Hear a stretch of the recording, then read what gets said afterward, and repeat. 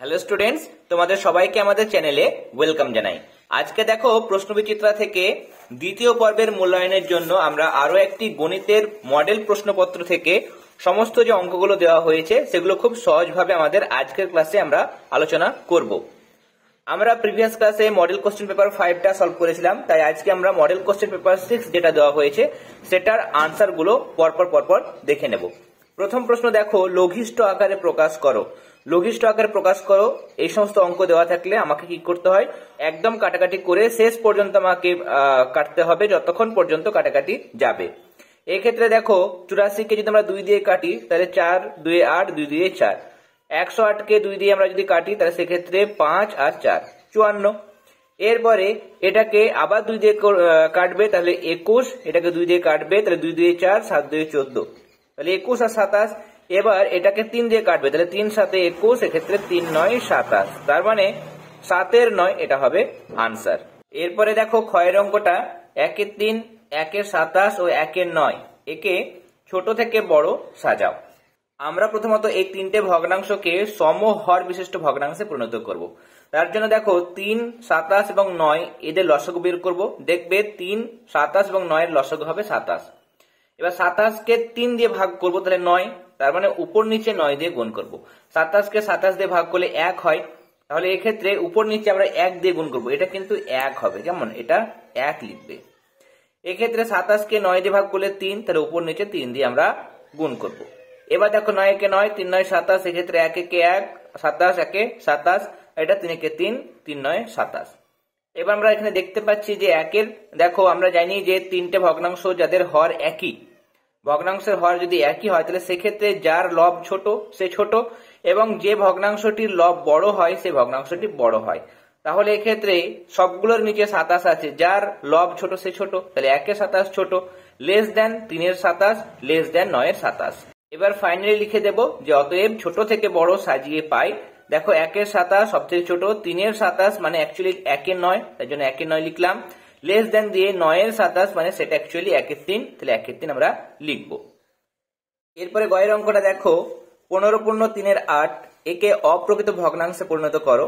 দেখো এক্ষেত্রে 8 15 হয়ে যায় 120, 120 সঙ্গে 3 যোগ করবে, তার মানে 123, নিচে হচ্ছে 8, তাহলে এটা হবে আনসার। ঘয়েরটা 1 দিনের 5 এর 8 অংশ সমান কত ঘন্টা। 1 দিন মানে তোমরা জানো 1 দিন মানে হচ্ছে 24 ঘন্টা, তাহলে 24 ঘন্টা এর 5 এর 8 অংশ, তাহলে এর মানে গুণ নিচে 8, তাহলে 24 গণিত 5 এর 8 এটা আমরা লিখবো। এবার কাটাকাটি করব, 8 1 8 3 8 24, তাহলে 3 5 15 ঘন্টা, এটা হবে কিন্তু আনসার, এটা হচ্ছে 15 ঘন্টা। এরপরে দেখো পরের অঙ্কটি, দুটি সংখ্যার সমষ্টি 7852, ক্ষুদ্রতম সংখ্যাটি 3495 হলে বৃহত্তম সংখ্যাটি কত। এক্ষেত্রে দুটো সংখ্যার সমষ্টি যদি তোমাকে দেওয়া হয় 5, সাপোজ দুটি সংখ্যার সমষ্টি 5 দেওয়া হয়েছে, এবার একটা সংখ্যা বলেছে 2, আর একটা সংখ্যা তাহলে কত, তুমি নিশ্চয় এখান থেকে বলতে পারবে যে দুটো সংখ্যা, একটা 2 আর একটা সংখ্যা তুমি জানো না, সেই দুটোর সমষ্টি যদি 5 হয় তাহলে সেই ক্ষেত্রে আর একটা সংখ্যা নিশ্চয় 3 হবে। কি করে পারলে না, তো এই 3 সংখ্যাটা বের করার জন্য তোমরা 5 থেকে 2 বিয়োগ করলে নিয়ে তোমরা 3 এখানে বসাতে পারলে, তাই না। তাহলে এক্ষেত্রেও কিন্তু দুটো সংখ্যার সমষ্টি, সেখান থেকে আমরা যদি একটা সংখ্যা বাদ দিই তাহলে আর একটা সংখ্যা কত সেটা আমরা পেয়ে যাব। তাহলে এক্ষেত্রে করবো 7852, তার নিচে 3 4 9 5, এটা আমরা বিয়োগ করব। বিয়োগ করলে দেখো এটা বিয়োগ যাচ্ছে না, 1 10 ধার দিলাম 12, 5 আছে কয় 12 7, এক্ষেত্রে 1 10 ধার দেবো, এটা 4 আছে তাই না, এটা 4 আছে 1 10 ধার দেবো, 7 থাকবে, এটা 14 হবে। তাহলে 9 আছে কয়ে 14, এটা হচ্ছে 5, 4 আছে কয়ে 7, এটা হচ্ছে 3, আর এটা 3 আছে কয়ে 7, এটা 4, তাহলে 4 3 5 7, এটা কিন্তু হবে বৃহত্তম সংখ্যা 4357। জয়ের অঙ্কটি 7 এর 10 এর সমান একটি ভগ্নাংশ নির্ণয় করো যার লব ও হরের অন্তর 9।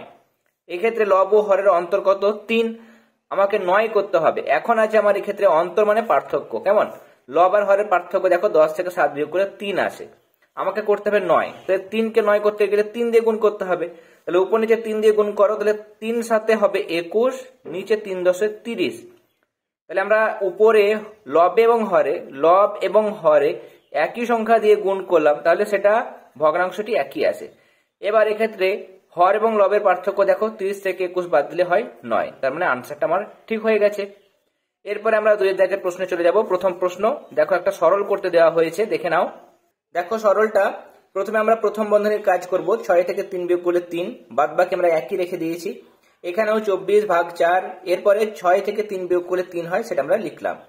এখানে কিছু নেই, মানে এর আছে, তাহলে এর কাজটা আমাকে আগে করতে হবে। পরের লাইনে দেখো, এক্ষেত্রে আমরা ভাগটা আগে করে নিতে পারি। 24 কে 4 দিয়ে ভাগ করলে 6 হয়, 6টা রাখলাম, গুণ 3 লিখলাম, বিয়োগ 24।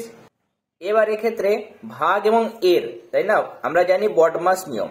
বডমাস নিয়মের ক্ষেত্রে এটা হচ্ছে ভাগ, তাই না, এটা হচ্ছে ভাগ, এটা আমরা জানি গুণ, এটা হচ্ছে যোগ, এটা বিয়োগ, এটা হচ্ছে অফ মানে এর। এবার বলো, এর এবং ভাগের মধ্যে এর কাজ আগে হয়, তাই জন্য 4 3 12 এটা আগে করতে হবে। করার পর 24 কে 12 দিয়ে ভাগ করলে 2।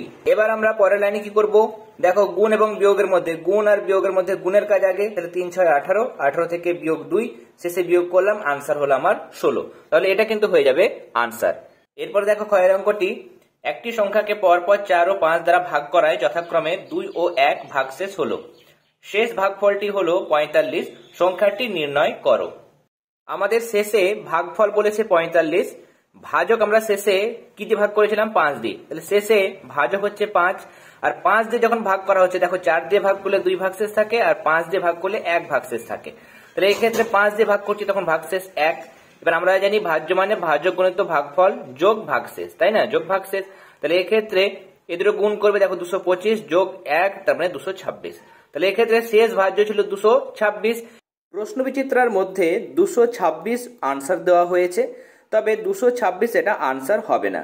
226কে আমরা 4 দিয়ে যদি ভাগ করি, তাহলে সেক্ষেত্রে 2 ভাগশেষ থাকে। তবে এক্ষেত্রেও কিন্তু 226কে আমরা আনসার বলতে পারবো না, যেহেতু প্রশ্নে সংখ্যাটিকে পরপর ভাগ করার কথা বলা হয়েছে। এক্ষেত্রে 226 হচ্ছে শেষ ভাজ্য, এবং প্রথম যে ভাজ্য অর্থাৎ নির্ণেয় যে সংখ্যা, সেটা বের করতে গেলে আমাকে 226কে প্রথমত 4 দিয়ে গুণ করতে হবে। আর এক্ষেত্রে যেহেতু 2 ভাগশেষ, তাহলে যেটা হবে অর্থাৎ 226কে 4 দিয়ে গুণ করলে হয় 904, তার সঙ্গে ভাগশেষ 2 যোগ করব, এর ফলে আনসার আসবে 906। তাহলে 906 হবে সংখ্যা, তার কারণ 906কে আমরা প্রথমে 4 দিয়ে ভাগ করলে ভাগফল হয় 226, আর ভাগশেষ পড়ে থাকে 2, তোমরা দেখতেই পাচ্ছ। এবার আমরা যেটা ভাগফল হলো 226, সেটাকে 5 দিয়ে ভাগ করব, তাহলে দেখবে ভাগফল হবে 45 এবং ভাগশেষ হবে 1। তাহলে সবকিছু মিলে যাচ্ছে, তাই এই ক্ষেত্রে আনসার হবে 906। গয়ের অঙ্কটি দেখো, একটি আয়তাকার ঘরের দৈর্ঘ্য 210 মিটার এবং প্রস্থ 60 মিটার হলে ক্ষেত্রফল কত? এক্ষেত্রে দৈর্ঘ্য দেওয়া হচ্ছে 210 মিটার, প্রস্থ 60 মিটার। আমরা জানি ক্ষেত্রফল মানে দৈর্ঘ্য গুণ প্রস্থ। তাহলে 210কে 60 দিয়ে আমরা গুণ করব, দেখো দুটো শূন্য বসিয়ে দিলাম, 6 1 6, 6 দিয়ে 12, তাহলে 12,600 বর্গমিটার এটা হবে ঘরটির ক্ষেত্রফল। এরপর আমরা 3 দাগের প্রশ্নে চলে যাব। প্রথম প্রশ্ন, রেখা কত প্রকার, চিত্র সহ লেখো। আনসারে লিখবে রেখা 2 প্রকার, সরলরেখা ও বক্ররেখা।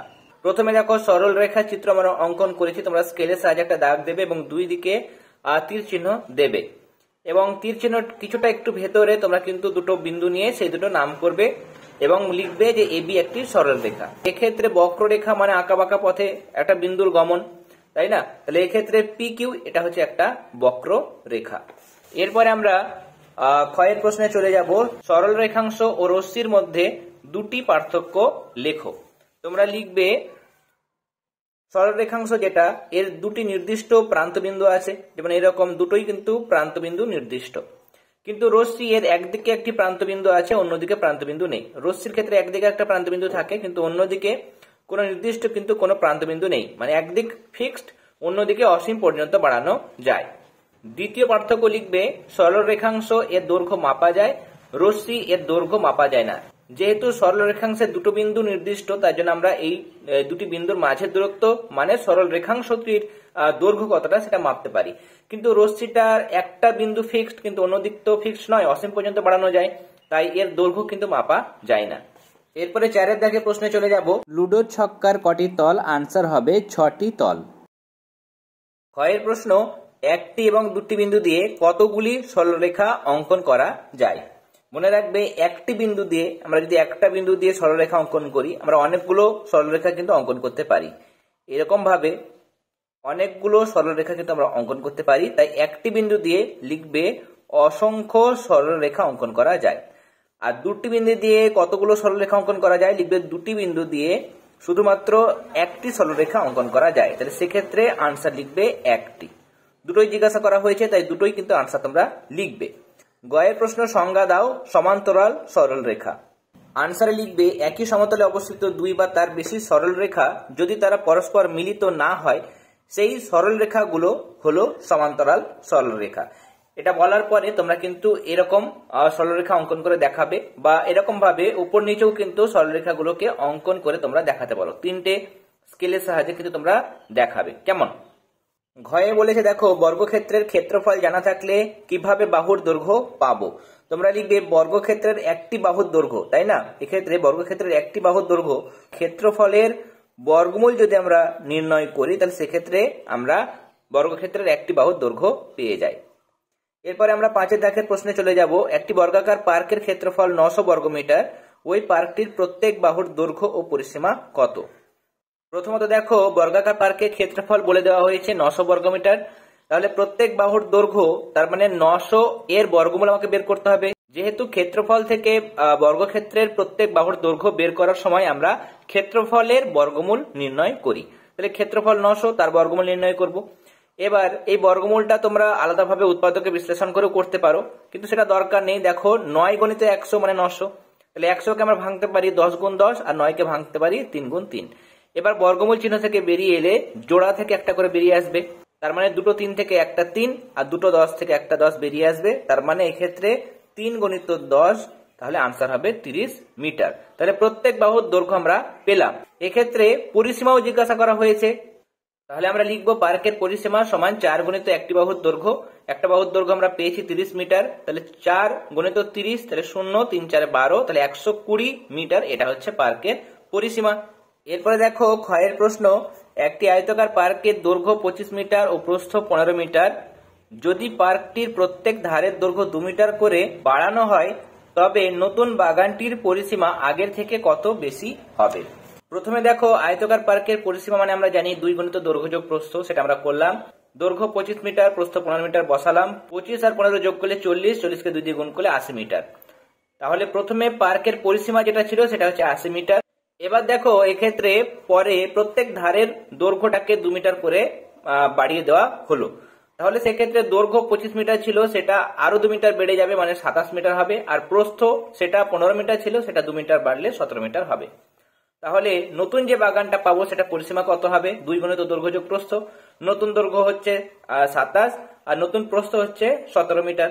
27 আর 17 যোগ করলে 44, 44কে 2 দিয়ে গুণ করলে 88 মিটার। তাহলে প্রথমে ছিল আমার 80 মিটার, এখন হলো পরিসীমা যেটা 88 মিটার। তাহলে বাড়লো কত? বিয়োগ করে আমরা পেয়ে যাব। তাহলে ফাইনালি লিখবো যে অতএব নতুন বাগানটির পরিসীমা আগের থেকে 88 বিয়োগ 80 মিটার সমান 8 মিটার বেশি হবে। এরপরে আমাদের আজকের সেটের শেষ প্রশ্ন, একটি চৌবাচ্চায় 2 15 অংশ জল ছিল, তুমি চৌবাচ্চায় 3 20 অংশ জল ঢাললে, তোমার দাদা 3 12 অংশ জল ঢাললো, এখন চৌবাচ্চায় কত অংশ জল হলো, চৌবাচ্চার কত অংশ খালি আছে। তাহলে কত অংশ জল হলো সেটা জিজ্ঞাসা করেছে, তার সাথে কত অংশ খালি আছে। তাহলে আমরা মোট অংশ মানে সবসময় 1 ধরি, তাহলে সম্পূর্ণ অংশ সমান 1। তাহলে চৌবাচ্চায় মোট জল কত হলো আমরা যোগ করব। 15 20 আর 12 লসাগু আমরা বের করলাম। দেখো এই ক্ষেত্রে লসাগু আমরা পেয়েছি 60। তাহলে নিচে 60 বসালাম, 60কে 15 দিয়ে ভাগ করলে 4, তাহলে 4 2 8। 60কে 20 দিয়ে ভাগ করলে 3, তাহলে 3কে 3 দিয়ে গুণ করলে 9। 60কে 12 দিয়ে ভাগ করলে 5, 5 এর সঙ্গে 3 গুণ, তার মানে 3 5 15। উপরের লবগুলো যোগ করবে, দেখো 32, নিচে হচ্ছে 60। এবার 4 দিয়ে কাটাকাটি করবে, 4 8 32, 4 15 60, তার মানে 8 এর 15 অংশ। এতটা জল কিন্তু চৌবাচ্চায় মোট হলো, তাই না? এতটা জল আছে। তাহলে খালি কতটা আছে? খালি বের করার সময় আমরা কি করব? দেখো মোট অংশ থেকে যেটা জল আছে সেটা বিয়োগ করব। এটা আমরা বিয়োগ করলাম। দেখো এই ক্ষেত্রে 15কে 15 বিয়োগ 8, তার মানে 7 এর 15 অংশ এতটা কিন্তু খালি আছে। তাহলে এটা কিন্তু হয়ে যাবে আনসার, এবং এটা হচ্ছে দেখো প্রথম অংশটার আনসার। তাহলে এটা এবং এটা এই দুটোই কিন্তু আনসার। তাহলে আজকে আমরা সেকেন্ড ইউনিট টেস্টের জন্য 6 নম্বর সেট থেকে সমস্ত অঙ্কের প্রশ্নগুলো খুব সহজভাবে সমাধান করলাম। আশা করি প্রত্যেকটা প্রশ্নের সমাধানগুলো তোমাদের কাছে খুব ইজি হয়ে উঠেছে। তোমরা সকলেই প্রত্যেকটা প্রশ্নের সমাধান বুঝতে পেরেছো। তবুও যদি তোমাদের কোনো সমস্যা থাকে বা তোমাদের কোনো জিজ্ঞাসা থাকলে সেটা তোমরা কমেন্ট সেকশনে জানাতে পারো। আমি যথাসম্ভব তোমাদের সমস্ত সমস্যা সলভ করার চেষ্টা করব। আর আজকের ক্লাস ভালো লেগে থাকলে অবশ্যই ক্লাসটিতে লাইক দেবে। যারা চ্যানেলে নতুন এসছো তারা অবশ্যই চ্যানেলটি সাবস্ক্রাইব করে নিও। তাহলে আজকের ক্লাস এতটাই। তোমরা সবাই ভালো থেকো। All the very best.